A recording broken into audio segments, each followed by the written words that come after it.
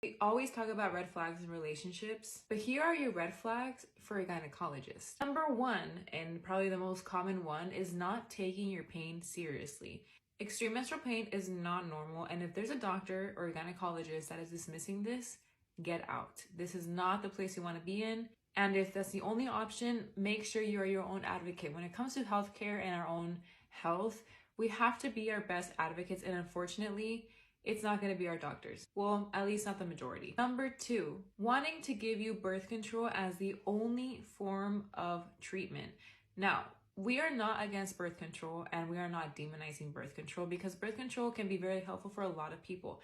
However, what they don't tell you is that birth control depletes your body of a lot of nutrients, so you have to be supporting it while you are on birth control. That's why I always recommend getting a nutritionist or a dietitian in order to let them know, hey, I'm going through this process, I'm taking this, how do I support my body through these changes? Number three is not following up, and unfortunately, again, this is a very common practice that a lot of doctors don't do.